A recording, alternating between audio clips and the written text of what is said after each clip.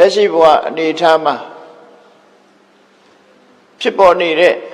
အကြောင်းအရာတစ်ခုကိုခြေပြုပြီးတော့ကျေးဇူးတော်ရှင်ပါမောက္ခချုပ်ဆရာတော်ဗတ္တန္တနန္ဒမာလာပိဝန္တဟောကြားအပ်သောတရား channel မှကြိုဆိုပါရစေဓမ္မအတိရရှိကြသောဓမ္မမိတ်ဆွေများသူတော်ကောင်းအပေါင်းတို့ဘဝခရီးတွင်စိတ်ဤချမ်းသာခြင်းကိုယ်ဤကျမ်းမာခြင်းပညာလင်းရောင်နှင့်နိဗ္ဗာန်ချမ်းသာသို့တဆင့်ပြီးတဆင့်ရောက်ရှိကြပါစေလို့မေတ္တာပို့သရင်လိုက်ပါတယ်ကာထပုပ္ပေါင်း400ကျော်ရှိတဲ့ဓမ္မပဒဒေသနာတော်ကိုမြတ်စွာဘုရားဖြစ်ပေါ်လာတဲ့အကြောင်းအရာတွေကိုအခြေခံပြီးတော့ဟောကြားခဲ့လို့စိတ်ဝင်စားဖို့ရကောင်းတယ်ဓမ္မရတ္တပေါ်လွင်အောင်နာယူမှတ်သားပြီးရင်မိမိတို့အတွက်လည်းဘဝသင်္ကန်းစာရှားယူကြမှာဖြစ်တယ်ပေါ့ဒါကြောင့်ဒီနေ့အပိုင်း12မှာရှင်ဒေဝဒတ္တကိုအကြောင်းပြုပြီးတော့ရှင်ဒေဝဒတ္တရဲ့လောက်ရတွေဟာတရားလွန်ပြီးတော့အမှားယွင်းမကောင်းမှုတွေပြုလုပ်ခဲ့တာကြောင့်မို့လို့သူ့ရဲ့ဘဝဆက်သိမ်းဟာမကောင်းတာကိုတွေးရှိရသဖြင့်မြတ်စွာဘုရားဟာဘဝသင်္ကန်းစာပေးတဲ့အနေနဲ့ဒီလိုလုပ်ရင်ဒီလိုပဲအကျိုးတရားဆိုတာဖြစ်ပေါ်တတ်တယ်လို့လက်တွေ့ပြပြီးတော့ညွှန်ကြားဆုံးမတာပဲဖြစ်တယ်ပေါ့မြည်သူပဲဖြစ်ဖြစ်ရှင်ဒေဝဒတ္တလို့စိတ်နေသဘောထားပြီးသူလိုအမှားတွေလုပ်ကြမယ်ဆိုလို့ရှိရင်သူခံရတဲ့ဒုက္ခမျိုးကိုခံစားကြရမှာပဲအဲ့ဒါကိုဘဝသင်္ကန်းစာယူကြဖို့ဒီလိုဆိုလိုတာเนาะဒါကြောင့်မို့မြတ်စွာဘုရားကရှင်ဒေဝဒတ္တရဲ့လောက်ရအမှားတွေကြောင့်သူခံစားရတဲ့ဘဝဒုက္ခတွေအကြောင်းနဲ့ဆက်ပြီးတော့အဆုံးအမစကားကိုဟောကြားခဲ့တာကတော့ဣဒတပ္ပတိပစ္စတပ္ပတိပါပကာရီဥပယထတပ္ပတိပါပကာရီရုပ်မှဆိုးစွမ်းတဲ့စိတ်ဓာတ်နဲ့ရုပ်မှဆိုးစွမ်းတဲ့အလုပ်တွေကိုလုပ်တဲ့ပုဂ္ဂိုလ်ဟာဣဒတပ္ပတိလက်ရှိဘဝမှာလည်းပဲပူလောင်မှုကိုခံစားရတယ်ပစ္စတပ္ပတိနောက်ဘဝမှာလည်းပူလောင်မှုကိုခံစားရမယ်ဥပယထတပ္ပတိအခုရောနောက်မှာနှစ်ဘဝလုံးမှာပူလောင်မှုကိုခံစားရတယ်ပါပလို့ဆိုတဲ့မကောင်းတဲ့စိတ်ဓာတ်နဲ့ပြောဆိုမှုမကောင်းတဲ့စိတ်ဓာတ်နဲ့လှုပ်ဆောင်မှုလို့ဆိုတဲ့ဒီလုပ်ငန်းတစ်ခုရဲ့ဖြစ်ပေါ်လာတဲ့အကျိုးတရားကိုမြတ်စွာဘုရားကရှင်းလင်းပြတ်သားစွာဟောကြားတာပဲဖြစ်တယ်ဒီနေရာမှာဘယ်လောက်ထိအောင်ပူလောင်မှုခံရမလဲဆိုတာတော့လှုပ်တဲ့ပုဂ္ဂိုလ်ရဲ့အတိုင်းအတာနဲ့သွားမှာဖြစ်တယ်ပေါ့နော်ကိုလှုပ်တာပဲအတိုင်းအတာအထိလှုပ်တယ်လေလှုပ်တဲ့အတိုင်းအတာအတိုင်းပူလောင်မှုတွေကတော့ရှိကြတယ်ဒါကြောင့်မို့ဘယ်အတိုင်းအတာအထိပူလောင်တယ်ဆိုတာကိုမြတ်စွာဘုရားကမိန့်ကြားတော်မူပဲနဲ့ရုပ်မှတဲ့စိတ်ဓာတ်တွေနဲ့ကြံတွေးတယ်ရုပ်မှတဲ့စိတ်ဓာတ်တွေနဲ့ပြောဆိုတယ်ရုပ်မှတဲ့စိတ်ဓာတ်နဲ့မကောင်းတဲ့အလုပ်ကိုလုပ်တယ်ဆိုတဲ့ပုဂ္ဂိုလ်တယောက်ဟာဣဒတပ္ပတိဒီဘဝမှာလည်းပဲပူလောင်ရမယ်စိတ်ထဲမှာပူလောင်ရတယ်ဆိုတာလူတိုင်းဟာစိတ်ပူတာကိုခံစားရဘူးလေစိတ်မချမ်းသာစိတ်ထဲမှာပူလောင်မှုတွေကာယကဒုက္ခစေတသိကဒုက္ခလို့ဆိုတဲ့အတိုင်းဒုက္ခဖြစ်ပြီးတော့ရင်ထဲမှာမချိအောင်ပူလောင်မှုကိုခံစားရတယ်ပစ္စဒီဘဝကနေနောက်ဘဝရောက်သွားရင်လည်းဒီအလားတူပဲပူလောင်မှုကိုခံစားရဘယ်သူကြောင့်ခံစားရတာတော့ဆိုကိုလုံးတဲ့မကောင်းမှုအကုသိုလ်ရဲ့အရှိန်ကြောင့်ပဲခံစားဒါဟာမလွဲမသွေမကောင်းမှုအကုသိုလ်ရဲ့သဘာဝကိုရှင်းပြခြင်းသာဖြစ်တယ်ပေါ့ မကောင်းမှုအကုသိုလ်တွေဆိုတာဟာမိမိကတစ်ဖက်သားကိုဒုက္ခရောက်အောင်လှုပ်လိုက်လို့အဲ့ဒီဒုက္ခဟာတစ်ဖက်သားမှာဖြစ်ပေါ်သွားပြီဆိုလို့ရှိရင်အဲ့ဒီဒုက္ခကတစ်ဖက်သားခံစားနေရတဲ့အဲ့ဒီဒုက္ခဟာ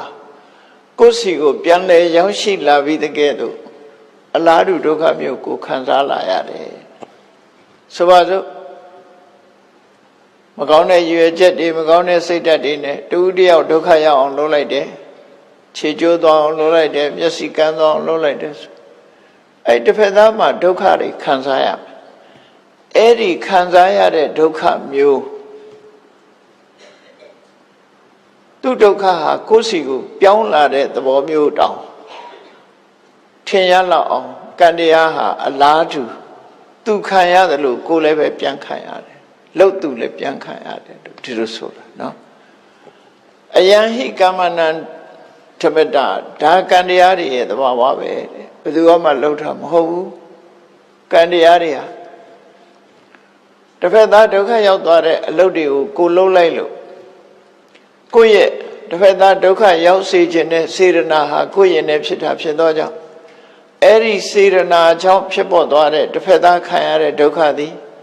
တနေ့ကြလို့ရှိရင်ကိုယ်ချင်းပြန်ရောက်လာတယ်လို့သူတို့ဆိုတယ်နော်အဲ့ဒါကံတရားရဲ့သဘာဝလက္ခဏာအဲ့ဒီသဘာဝလက္ခဏာကိုပဲကမ္မနိယမသဘောတရားကိုပဲမြတ်စွာဘုရားဟောကြားတဲ့အနေနဲ့ဣဒတပ္ပတိပစ္ဆာတပ္ပတိလူတိုင်းနားလဲအောင်လွယ်လွယ်လေးပြောတာပါပကာရီဥပယထတပ္ပတိရုပ်မှဆိုးသွမ်းတဲ့အလုပ်တွေရုပ်မှဆိုးသွမ်းတဲ့စိတ်ဓာတ်နဲ့ကြံတွေးတာပြောဆိုတာလုပ်တဲ့ဆိုတဲ့ပုဂ္ဂိုလ်ဟာဣရတပ္ပတိဒီဘဝမှာလည်းပဲပူလောင်မှုကိုခံစားရမယ်ပစ္ဆတပ္ပတိနောက်ဘဝမှာလည်းပူလောင်မှုကိုခံစားရတယ်ဥပယထတပ္ပတိနှစ်ဘဝလုံးမှာပဲပူလောင်မှုကိုခံစားရမယ်လို့ကံကြမ္မာရဲ့အကျိုးတရားကိုမြတ်စွာဘုရားဟောကြားတာဖြစ်တယ်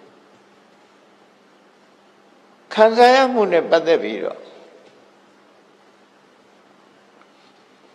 ဆက်လက်ပြီးတော့မြတ်စွာဘုရားဒီဘဝတည်းမဲ့ခံစားရတဲ့အနေထားငါမှားတာလုံးမိပြီဆိုတဲ့စိတ်ခံစားမှုတခါတည်းလူတွေဟာ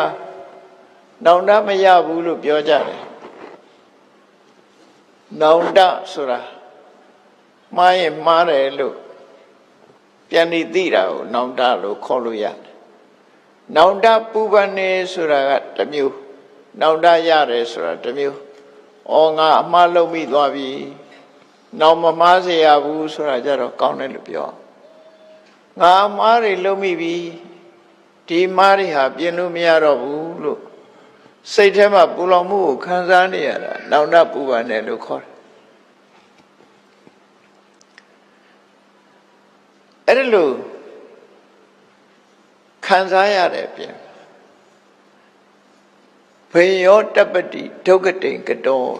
တမလုံးဘဝရောက်သွားမယ်ဆိုရင်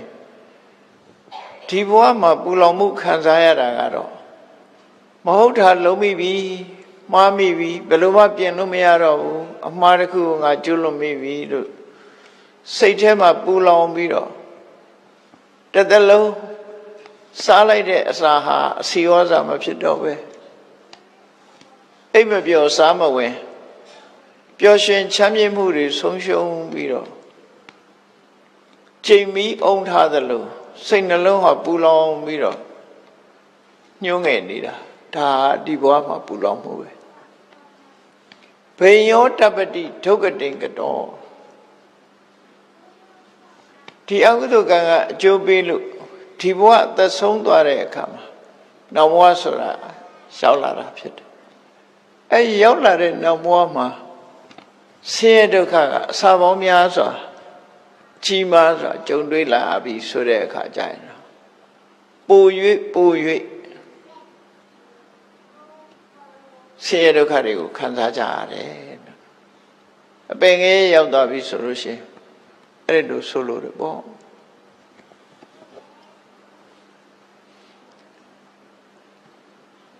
ဒ ဒီတရားတော်ဟာဓမ္မပဒထေသနာမှာလာရှိတဲ့ဓမ္မပဒထေသနာပဲဖြစ်တယ်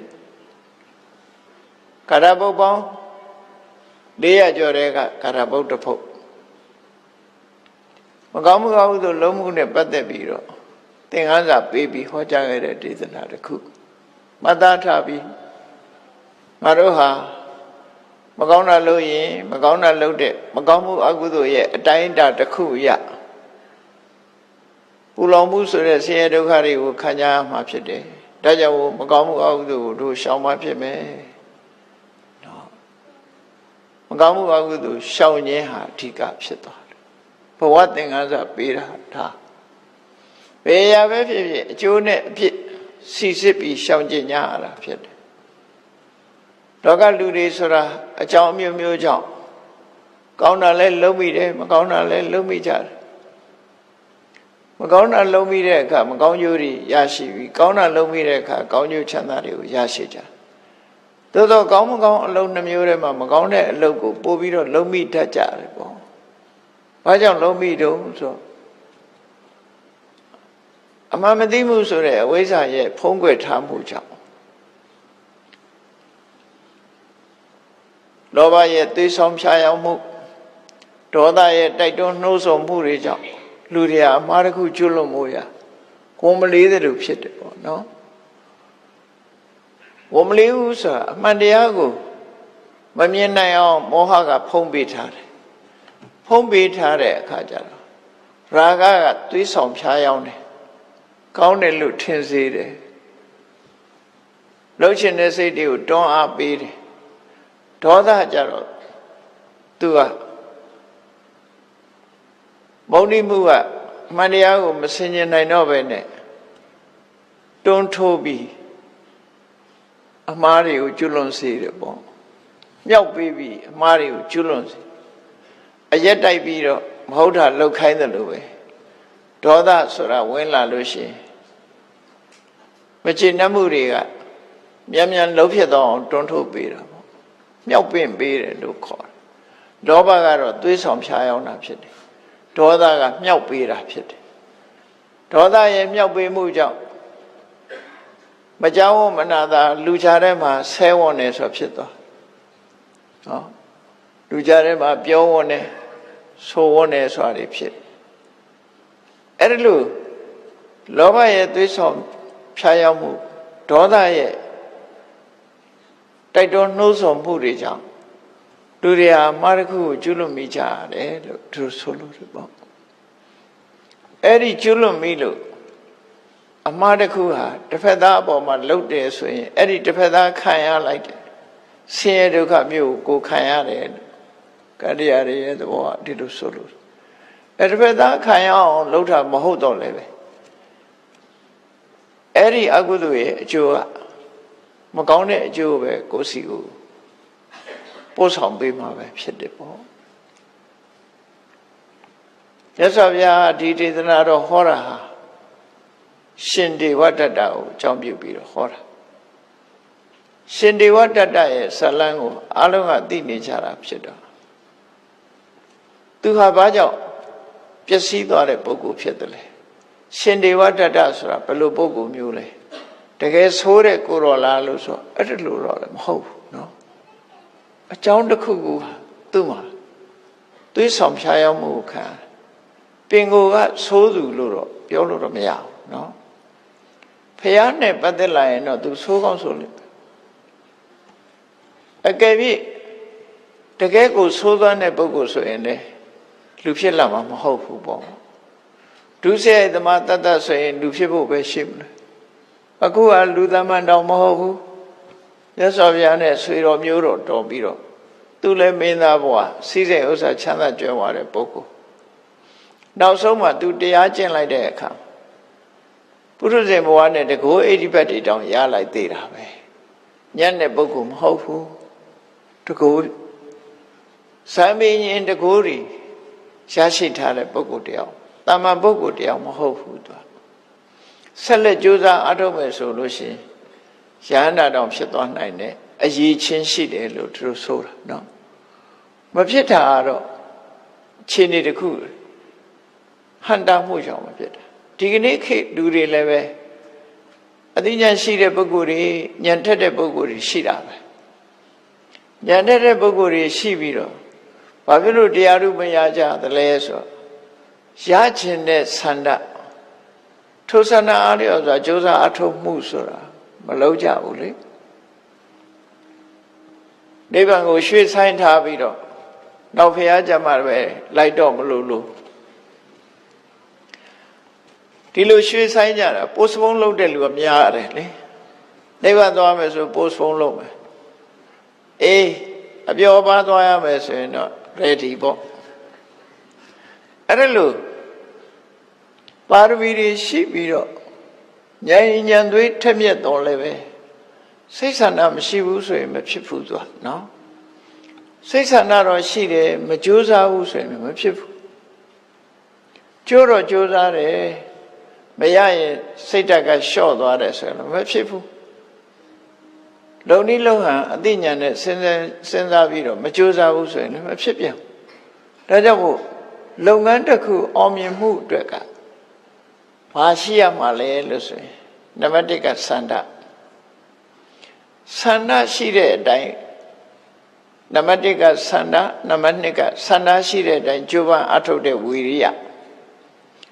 ကြိုးစားအထုတ်ပြီးဆိုရင်လွယ်လွယ်ကူကူဟာပဲရာမမဖြစ်ဘူးထုံးစံဖြစ်တဲ့လူအနေငယ်သာရှိကောင်းရှိအရာခသိဟာခက်ခဲတာပဲတောင်ထိပ်ပေါ်ရောက်ဖို့တက်တယ်ဆိုတာမပင်မမဲနဲ့မရဘူးတဲ့တက်ရမယ်အဲ့ဒီခါကျတော့လုံလဝိရိယတော့ထုတ်ပါရဲ့အခက်ခဲလေးကျုံလာတဲ့အခါစိတ်ဓာတ်ကပြော့ကျသွားတယ်စိတ်ဓာတ်မခိုင်မာဘူးဆက်ပြီးကြိုးစားခြင်းနဲ့မရှိဘူးဆိုလို့ရှိရင်မရပြန်ဘူးဒါမို့ဆန္ဒရှိရမယ်လုံလဝိရိယရှိရမယ်စိတ်ဓာတ်ကြံ့ခိုင်ရမယ်သို့တော့ဆန္ဒလည်းရှိတယ်ဝိရိယလည်းရှိတယ်စိတ်ဓာတ်လည်းကြံ့ခိုင်တယ်လုံနည်းလုံဟန်လွဲမှားနေပြန်ပြီဆိုလို့ရှိရင်မရဘူးဒါကြောင့်မို့ဝိမန္တဆိုတာမကနဲ့အမြင်တစ်ခုစဉ်းစားဆင်ခြင်မှုတွေနဲ့လောက်ရမှာဖြစ်တယ်အသိဉာဏ်နဲ့လောက်ရမှာဖြစ်တယ်ဒါကိုပဲအဓိပတိပစ္စယောလို့တစ်ခုစီတစ်ခုစီဥဆောင်ပြီးတော့အောင်မြင်သွားတာတွေဆန္ဒကစတင်ပြီးကြိုးစားလို့အောင်မြင်သွားတာရှိတယ်ဝိရိယကိုပဲအဓိကထားပြီးအောင်မြင်သွားတာရှိတယ်စိတ်ဓာတ်ကြံ့ခိုင်မှုကိုအဓိကထားပြီးအောင်မြင်သွားတာရှိတယ်ဝိမန္တဆိုတဲ့အသိဉာဏ်ဥဆောင်ပြီးတော့အောင်မြင်သွားတာတွေလည်းရှိတယ်ဥဆောင်တဲ့အခါတော့ဒီ၄ခုကတစ်ခုပဲဥဆောင်သို့တော့တစ်ခုတည်းနဲ့ဖြစ်တာမဟုတ်ဘူး၄ခုပေါင်းမှဖြစ်တယ်လို့ပြောဖြစ်တယ်ဥဆောင်မှုကတစ်ခုလို့ပြောတာနော်အားလုံးဟာ၄ခုအဓိပတိ၄ပါးလို့လည်းခေါ်တယ်အဋ္ဌိပတ်၄ပါးလို့လည်းခေါ်တယ်အဋ္ဌိပါဒအောင်မြင်ကြီးပွားခြင်းရဲ့အကြောင်း၄ရပ်လို့ဒီအကြောင်းရက်တွေရှိမှအောင်မြင်နိုင်တယ်လို့သူတို့ဆိုတာပေါ့နော်ဒါကြောင့်မို့လို့ကျိုးပန်းအထုံးမှလောကမှာကြီးပွားအထောက်တာဖြစ်တယ်ရှင်ဒေဝတတ္တဟာပါရမီရှိတဲ့ပုဂ္ဂိုလ်တူပဲဒါကြောင့်မို့မြတ်စွာဘုရားရဲ့ဆွေတော်မျိုးတော်ထဲမှာရှသောရိယရဲ့မောင်အရင်မေရမယာရဲ့မောင်တော်တဲ့သုဗ္ဗဗုဒ္ဓသုဗ္ဗဗုဒ္ဓရဲ့သားလာဖြစ်တယ်ပေါ့အဲ့ဒီအချိန်မှာသူဟာထေရဝါဒဗုဒ္ဓဘာသာရဲ့သမိုင်းကြောင်းမှာဆိုရင်သူကကောင်းနေတာပဲအကုန်ရှေ့ပိုင်းမှာအကုန်ကောင်းကြီးပဲเนาะအေးမာယာနာကျမ်းစာတချို့မှာတော့လေဖះလောင်းနဲ့ပြိုင်ဘက်လို့ဖော်ပြတာလည်းရှိတယ်အိန္ဒိယဇာကရိုက်ထားတာလည်းရှိတယ်အိန္ဒိယဇာကကြတော့ဒေဝတတ္တဖះတဲ့ကြီးပြီးတော့เนาะပြိုင်ဆိုင်နေကြတဲ့သဘောတွေတော့ဒါကတော့ဇလန်းဆိုတာစာပေကျမ်းမှာအကုန်ဖော်ပြထားတာမရှိသည့်အတွက်ကြောင့်တွေးလို့တော့ရတယ်သို့တော့လူဖြစ်လာတဲ့ဆိုကြတဲ့ကဒီပုဂ္ဂိုလ်ကပုဂ္ဂိုလ်ညံ့မဟုတ်ဘူး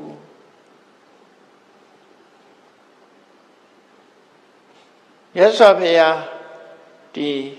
ဘုရားဖြစ်သူရောက်ပြီးတော့ ပထမအကျင်းကပိလုကိုကြွတယ်အဲ့ဒီကပိလုကိုကြွပြီးတဲ့နောက်မှာတိုင်ဝေမင်းသားတော်တော်များများဟာမြတ်စွာဘုရားထံရဟန်းပြုကြတယ်ကျမ်းနေတာဘယ်သူတွေကျမ်းနေတုံးဆိုဗတ္တိယတို့အနုရုဒ္ဓတို့ခိမိလတို့ဘဂုတို့အာနန္ဒာတို့ဒေဝထတ္တတို့သူတို့6ဦးကျမ်းနေကျမ်းနေတော့သူတို့လည်းအများနည်းတူသူတို့မိသားစုတွေကသာသနာ့ဘောင်ဝင်ကြတယ်သဘောတူပြီးတော့နော်မြတ်စွာဘုရားထံတူတူပဲရှင်ဒေဝတ္တတို့ရှင်အာနန္ဒာတို့ရှင်နုရုဒ္ဓတို့ရှင်ဗတ္တိယတို့ဆိုတာတိုင်ဝေမင်းသား6ယောက်သဘောတူဆန္ဒတူအကုန်တူတကွသွားပြီးဘုရားစီရံပြုတ်ကြတာပဲအလုံးအဲ့ဒီချိန်ထိအောင်သူဟာကောင်းနေတာရှင်နုရုဒ္ဓဆိုလို့ရှိရင်ဝါတွင်ကာလမှာဒီဘသကုဘိညာဉ်ရသွားတယ်ရှင်အာနန္ဒာကတဝါတွင်မှာသောတပန်ဖြစ်သွားတယ်ဗတ္တိယကတော့ယဟန္တာဖြစ်သွားတယ်ဘဂုတို့ခေမိလတို့လည်းပဲယဟန္တာဖြစ်သွားကြဒီရှင်ဒေဝဒတ္တကတော့ပုရုဇဉ်ဘဝနဲ့တဗ္ဗရကျင့်စဉ်အောင်မြင်ပြီးတော့တကူအဋ္ဌိပတ်ကြီးတဲ့ပုဂ္ဂိုလ်ဖြစ်တယ်တာမန်ပုဂ္ဂိုလ်မဟုတ်ဘူးတကူအဋ္ဌိပတ်နဲ့ပြည့်စုံတဲ့ပုဂ္ဂိုလ်ဖြစ်သွားတယ်နောက်ပိုင်းမှာကြတော့သူ့ရဲ့စိတ်ဓာတ်တွေဟာဖောက်ပြန်လာပထမတော့သူဟာစိတ်ဓာတ်တွေကောင်းတယ်လို့ပြောသူပျက်စီးသွားတာဘာကြောင့်လဲပျက်စီးသွားတာတော့ဆိုရင်ပါပိဿာဆိုရင်ဒီအောက်တန်းကျတဲ့လူရင်ဆန္ဒတွေဖြစ်ပေါ်လာအောက်တန်းကျတဲ့လူရင်ဆန္ဒဆိုတာဖြတ်လန်းကနေပြီးတော့သူများတဲ့ယာရုကြီးခြင်းနဲ့နော်သူများတဲ့ပို့ပြီးတော့သားခြင်းနဲ့ဆိုတာတရားနိလန်းနဲ့တိုင်လမ်းစဉ်တိုင်းလှုပ်တာတော့ကျိုးစားအထုတ်တာရတယ်မတရားတဲ့နီးနဲ့သူကထိတ်တန့်ရောက်ခြင်းနဲ့စိတ်ကအဲ့လိုဖြစ်လာတရားတဲ့နီးနဲ့မဟုတ်ဘဲနဲ့မတရားတဲ့နီးနဲ့သူများတဲ့သားခြင်းနဲ့စိတ်တွေဖြစ်လာအဲ့ဒီမှာအားပေးအားမြောက်လှုပ်တဲ့ပုဂ္ဂိုလ်တွေကလည်းရှိမှာပေါ့ဘာလို့ဆိုသူလည်းမင်းသားပဲဖះနဲ့ညီကိုတော်အံခွဲတော်တယ်ဆိုအဲ့တော့သူ့ကိုဝန်းရံတဲ့ပုဂ္ဂိုလ်တွေလည်းရှိမှာပေါ့အဲ့ဒီပုဂ္ဂိုလ်တွေကလည်းမကောင်းတဲ့ဘက်ကိုတွန်းတဲ့ပုဂ္ဂိုလ်တွေဖြစ်လို့ပပမိတ်တာမကောင်းတဲ့ဘက်ကိုအကြံဉာဏ်ပေးတွန်းအားပေးတဲ့အပေါင်းအသင်းတွေ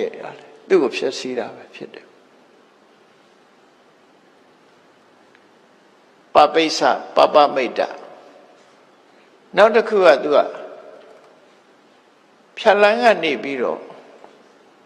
လာဘသက်္ကာရအကျော်အစောခုံတရင်ကြီးမှုကိုရှားယူခြင်းနဲ့ဆိုတာဖြစ်လာအဲ့ဒီ၃မျိုးကသူ့ကိုနှိပ်စက်သွားတယ်သူ့ဘဝကြီးကိုဖျက်ဆီးသွားတာအဲ့ဒါပဲနော်ဖျက်ဆီးသွားကောသမီပြည်မှာသတင်းသုံးနေကြတဲ့အချိန်မှာ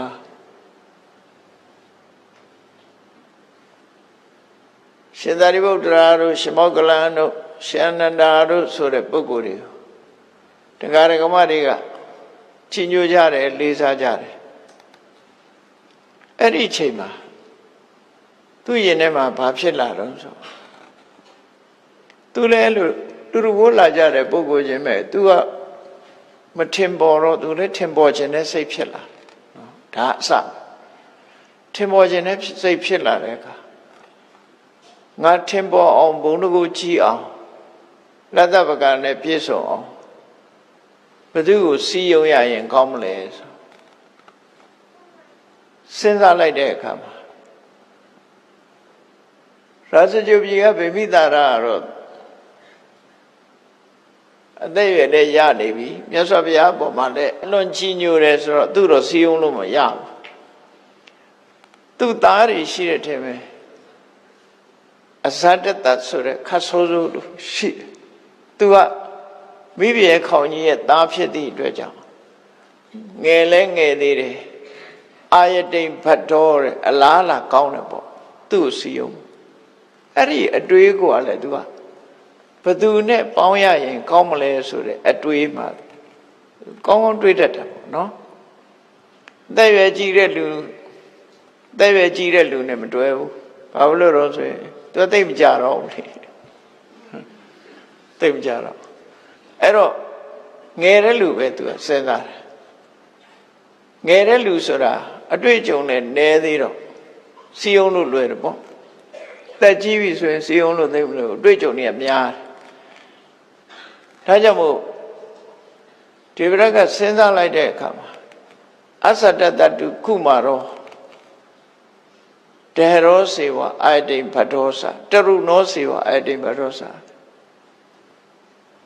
ငယ်ရွယ်သူနုပြိုသူလည်းဖြစ်တယ်အလားအလာလည်းကောင်းတယ်မင်းဖြစ်ဖို့ရသူအလားအလာကောင်းတယ်အဲ့တော့သူ့ကိုစီးအောင်မယ်ဆိုပြီးဘာလို့လဲဆိုရင်သူ့ရဲ့အစွမ်းတကူနဲ့မင်းသားရုပ်ဖန်ဆင်းပြီးတော့မွေတွေနဲ့တသာဆင်ထားတယ်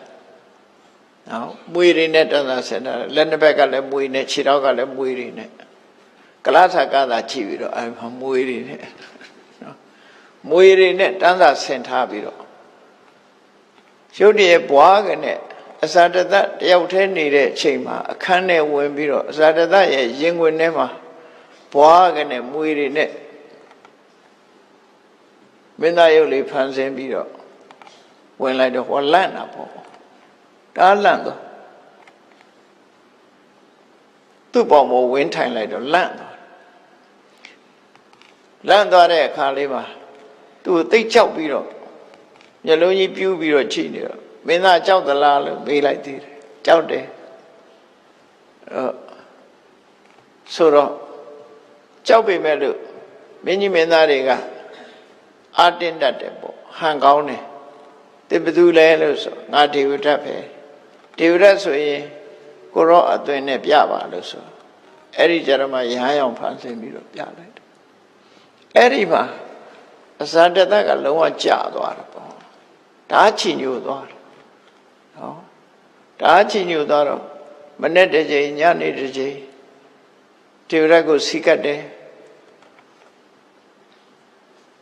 ဆွမ်းအိုး900လှူတယ်ဆိုတော့ဒေဝရတ်ကလက်သက်ပကားတွေပေါ်တော့တပည့်တွေမွေးအဲ့လိုတွေဖြစ်လာနောက်ပိုင်းမှာသူကဘလောက်ထီအောင်တကိုးတွေကြီးလာတဲ့အခါကျတော့ရဟန်းတန်ဃာတွေကိုသူပဲဥဆောင်မယ်ရဟန်းတန်ဃာတွေရဲ့ခေါင်းဆောင်လုပ်မယ်ဆိုပြီးတော့မြတ်စွာဘုရားရဲ့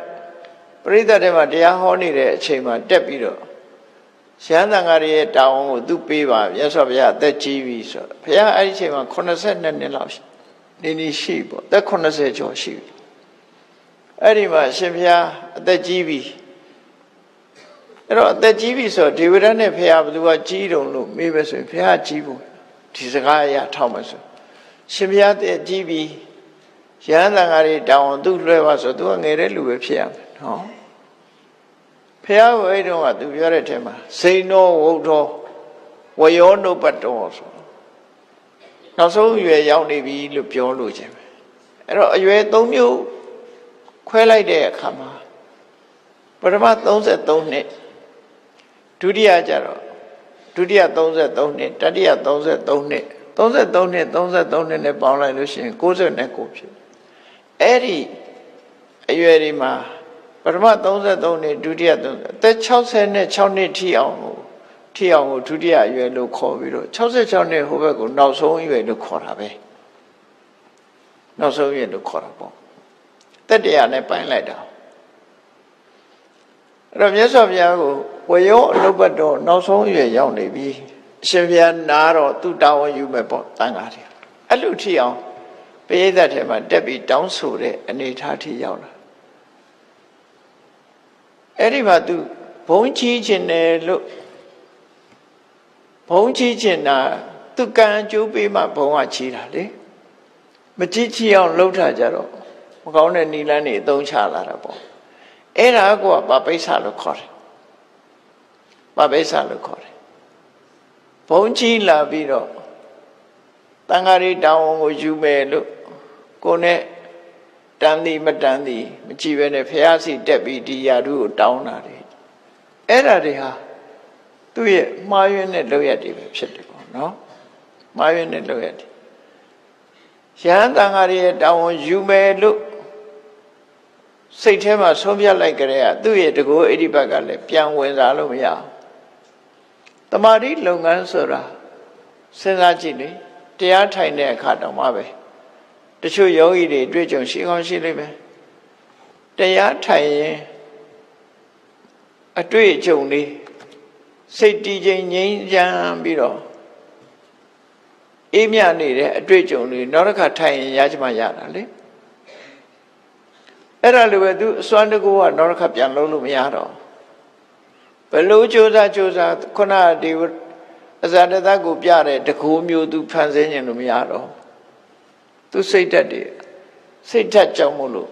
သူဟာဒီတကူအဲ့ဒီဘက်ကဆုံးရှုံးသွားတယ်ဒါမှမဟုတ်လောကီတကူအဲ့ဒီဘက်ဆိုတာဆုံးရှုံးသွားနိုင်တယ်ပေါ့စိတ်ဓာတ်ကလည်းမတည်မငြိမ်ဖြစ်လာတယ်ထေဘောကြော်ကြားခြင်းနဲ့စိတ်ဓာတ်တွေကလွှမ်းမိုးတော့အဇာတတကကိုးကွယ်လိုက်တဲ့အခါသူ့ကိုယ်သူပို့ပြီးတော့ပုံဝင်မြင့်သွားတယ်မြတ်စွာဘုရားဥပမာပေးတဲ့ထဲမှာပါလာတော့ဆိုလို့ရှိရင်ကြိုက်တတ်တဲ့ခွေးတကောင်ဝက်ဝံရဲ့တီးချေနှာခေါင်းတုပ်ပေးလိုက်ရင်ပိုကြိုက်တယ်တဲ့ကြိုက်တတ်တဲ့ခွေးဘယောသောမတ္တရာကြမ်းတမ်းပြီးငကောမှကြိုက်ခြင်းခွေးချမ်းတကောင်ဝက်ဝံရဲ့တီးချေနှာခေါင်းတုပ်လိုက်လို့ရှိရင်အဲ့ဒီခွေးကပို့ပြီးတော့ကိုကြမ်းတမ်းပြီးတော့ကြိုက်တယ်ရက်ဆက်လာတယ်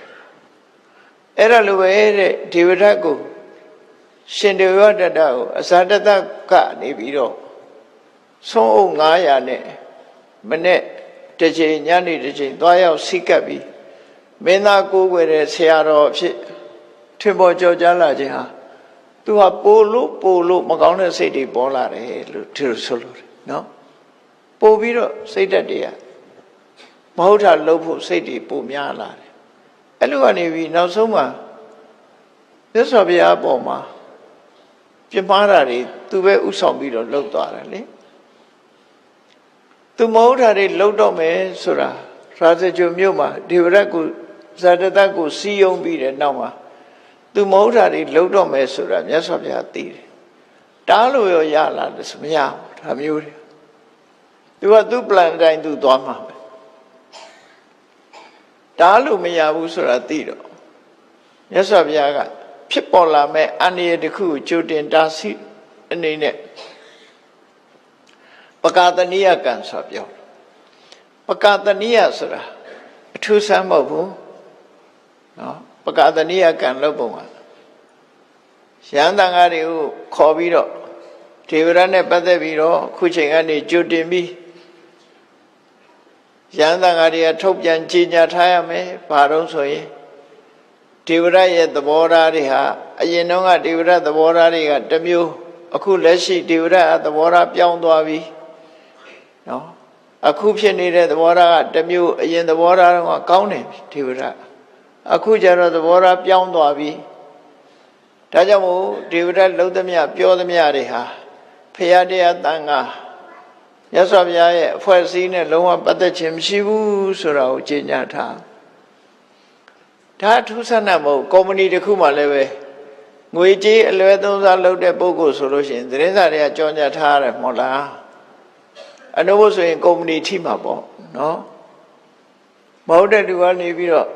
ငွေကြေးတနာတွေသုံးဆွဲသူ့ကိုချီးကြငားကြဆိုကုမ္ပဏီပေါ်မှာတရားဆွဲတာမျိုးဖြစ်နေ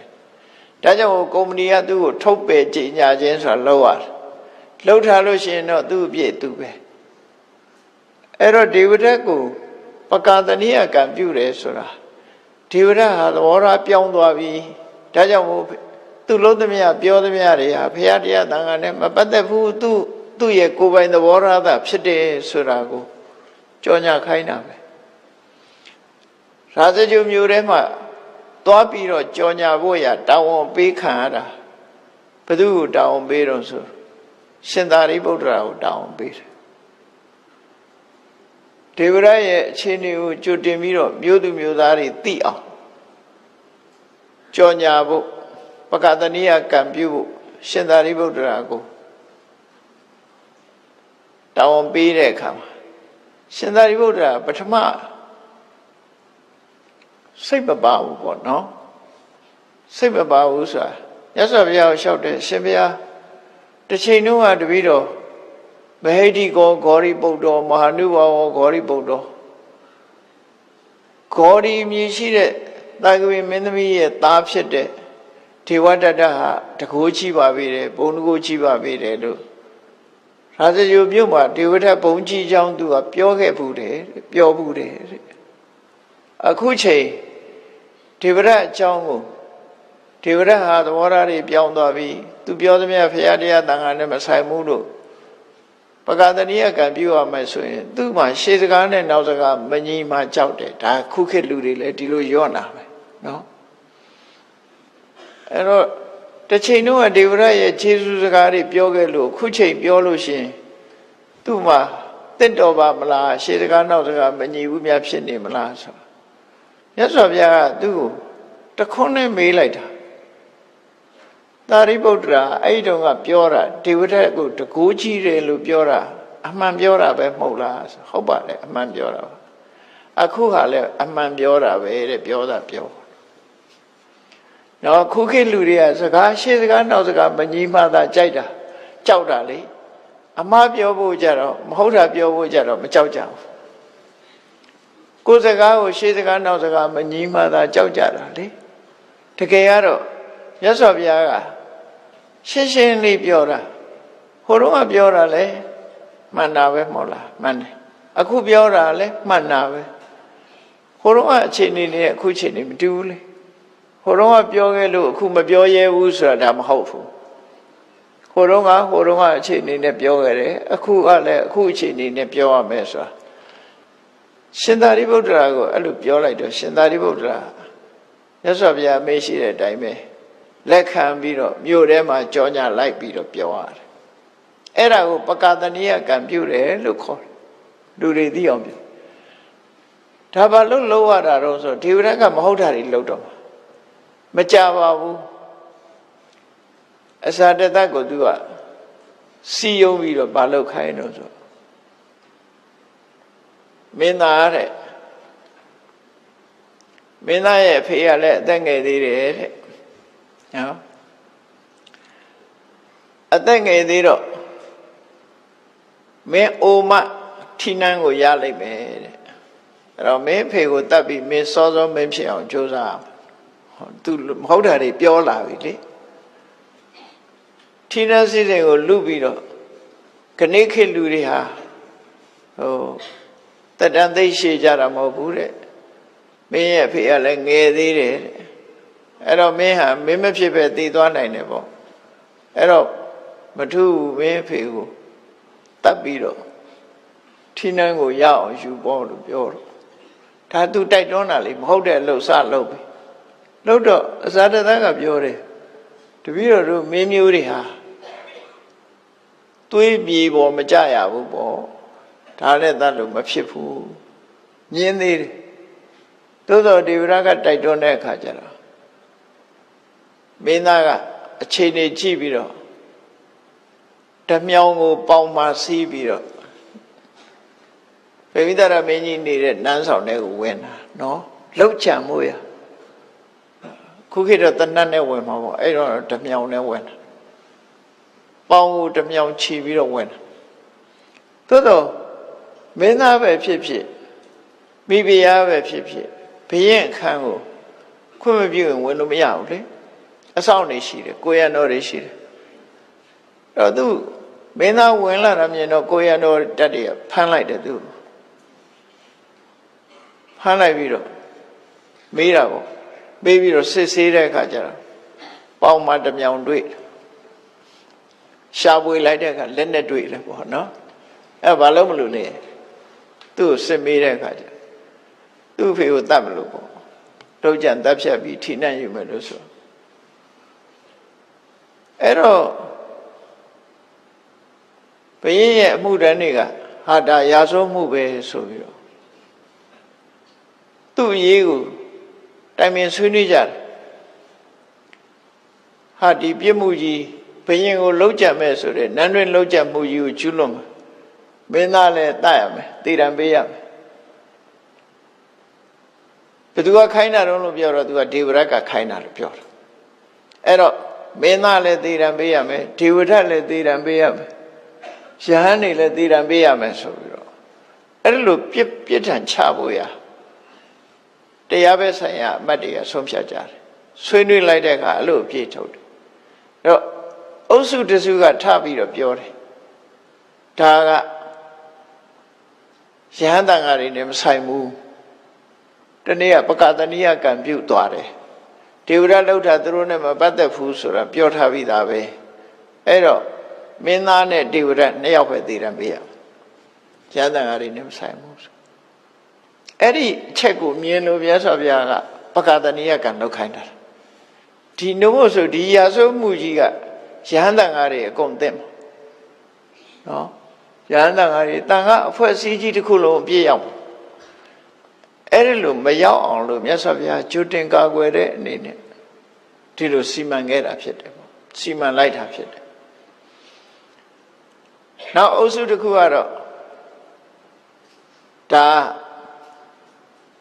ကျွန်တော်တို့အနေနဲ့ဘာမှဆုံးဖြတ်ချက်မချကြနဲ့ဒီအကျိုးအကြောင်းတွေကိုဘုရင်မင်းကြီးစီတန်တော်တွင်ညမယ်ပေါ့ဘုရင်အမိတ်ခံမယ်ဘုရင်အမိတ်နာခံမယ်ဘုရင်စီမံတဲ့အတိုင်းဆောင်ရွက်ကြမယ်ဆိုပြီးတော့ကျိုးအကြောင်းဘုရင်စီသတင်းပို့တဲ့အခါကျတော့ဘုရင်ကြီးက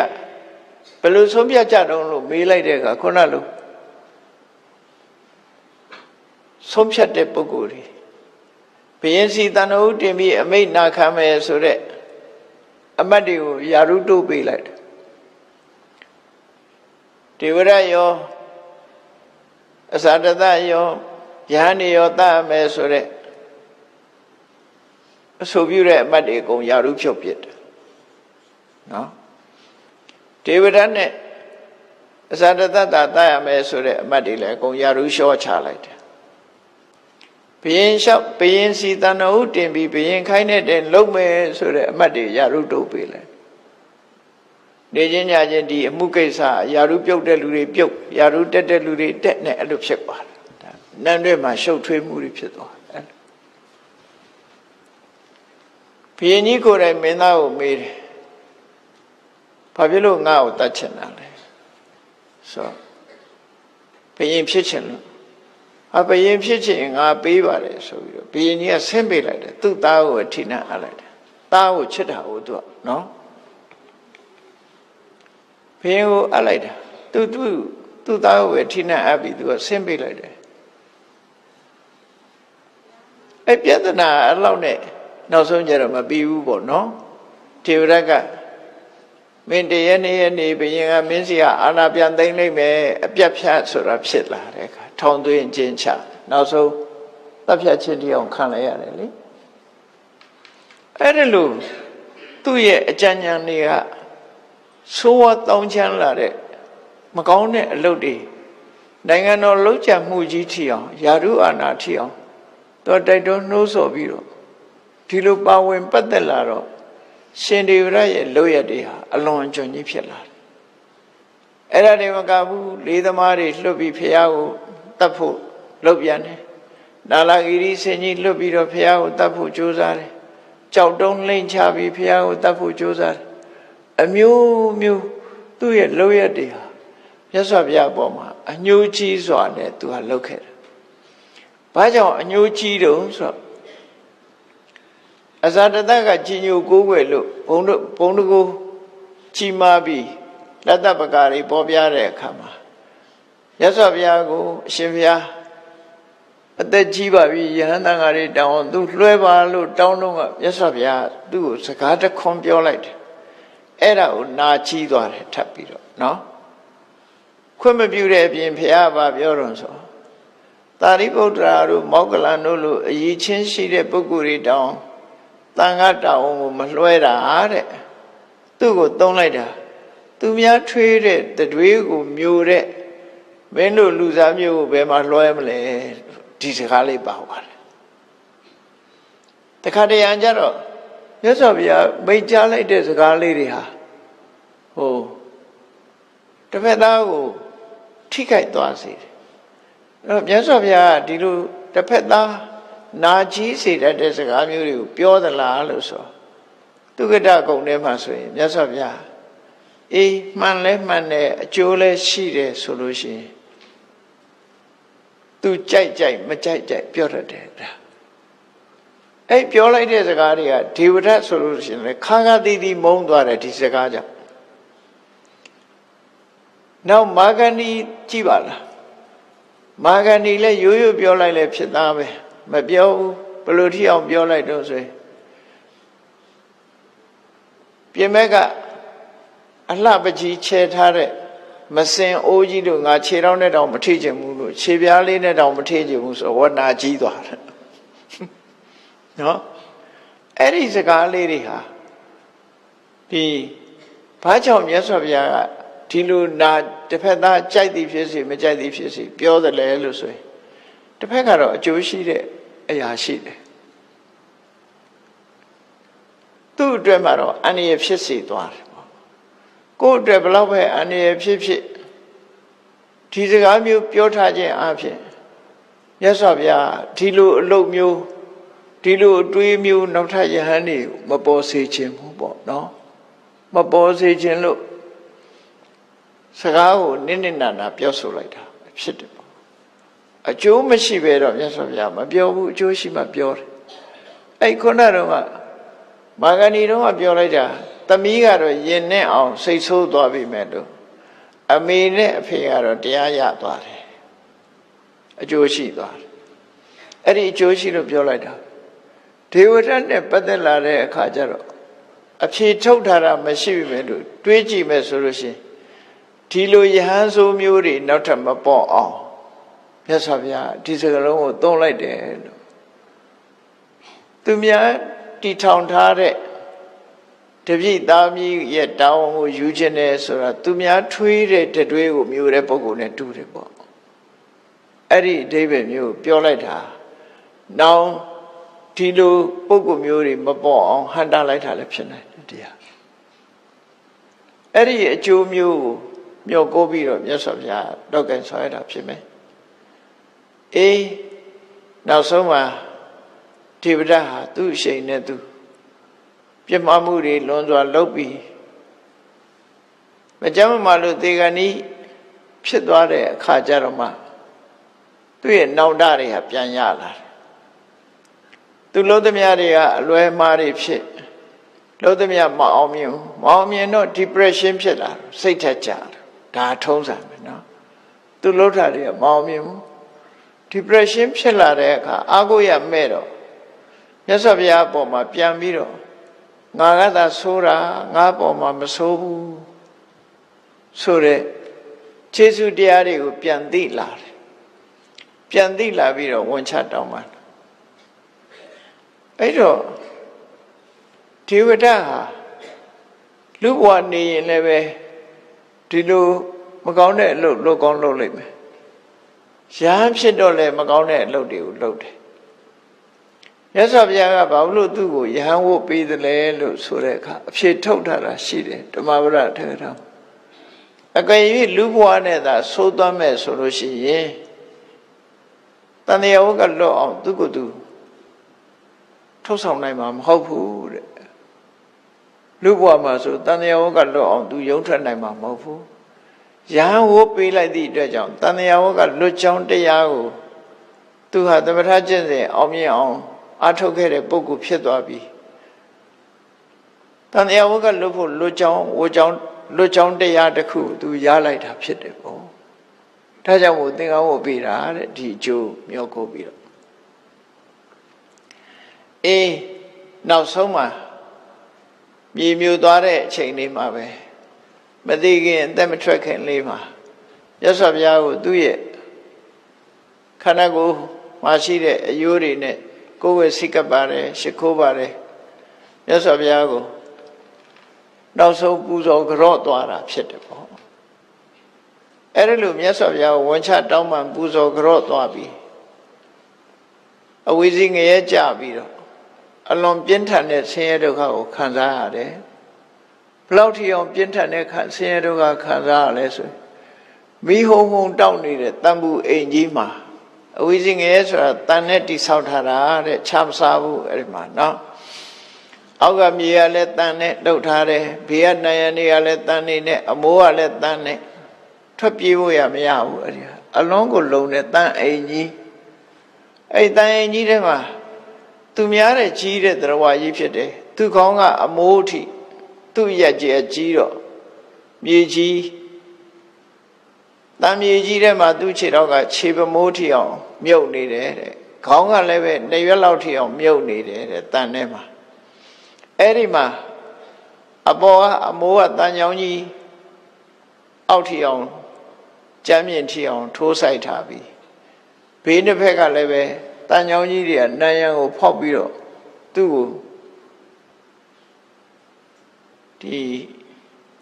သူ့ခန္ဓာကိုမလှုပ်နိုင်အောင်တန်ချောင်းကြီးတွေကကန့်လန့်ခံပြီးတော့တန်ချောင်းကြီးတွေနဲ့တဲထားသလိုဖြစ်နေမိဟုံဟုံတောက်တဲ့ဘဝမှာမိလောင်နေခံရပြီးတော့တလဲဆက်24နာရီမပြတ်ပူလောင်တဲ့ဒုက္ခနဲ့မလှုပ်နိုင်မရှားနိုင်ဖြစ်အောင်အဝိဇ္ဇငရဲမှာတကဘာပတ်လုံးခံရခန်းနေရရှာတယ်ပေါ့အခုချိန်နော်ခန်းနေရရှာတယ်တကဘာပတ်လုံးဆိုတာဗဒ္ဒကဘာကုံဆုံးသည့်ထိအောင်ခံရမှာ ਨੇ အဲ့တော့ရသော်ဘုရားပေါ်မှာပြမှားတဲ့အကုသိုလ်တွေဟာအကုသိုလ်တွေခံရလို့သူဟာလှုပ်တုံးကလည်းပဲစိတ်ညစ်ရတယ်စိတ်ပူရတယ်လှုပ်ပြီးတဲ့အခါမှာယွင်းလို့စိတ်ပူရတယ်လှုပ်ပြီးတဲ့နောက်အခုအပင်ငရဲရောက်တဲ့အခါဘိယောတပ္ပတိဒုက္ခတိကတောဆိုတဲ့အတိုင်း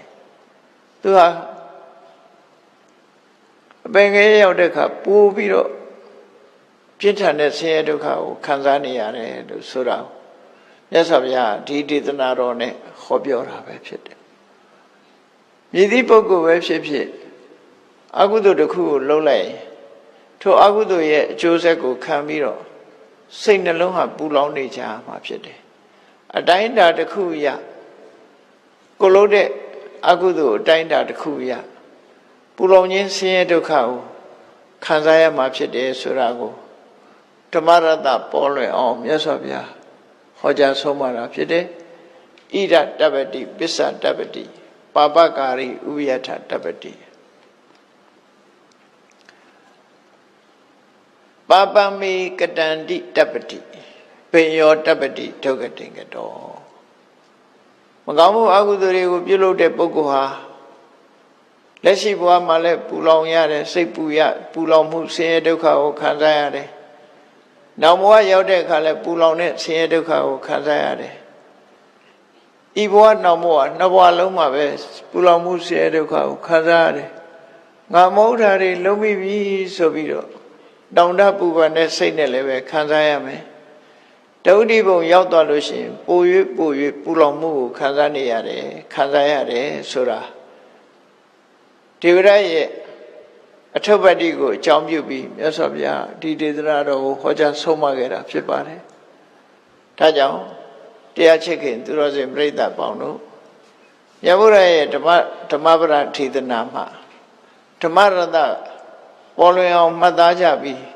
မကောင်းမှုအကုသိုလ်မှန်သမျှအတိုင်းအတာတစ်ခုရဆိုးကျိုးကိုဖြစ်ပေါ်စေတာပဲဖြစ်တယ်ဒါကြောင့်တို့တွေဟာမကောင်းမှုအကုသိုလ်တွေကိုရှောင်ရှားပြီးကုသိုလ်ကောင်းမှုတွေကြိုးစားအထောက်ကြမှာဖြစ်တယ်လို့ကိုယ်စီတတိကြီးစွာထားပြီးအကုသိုလ်တရားတွေကိုရှောင်ရှားလို့ကုသိုလ်တရားတွေတိုးပွားအောင်ကြိုးစားအထောက်နိုင်ကြပါစေကုန်သတည်း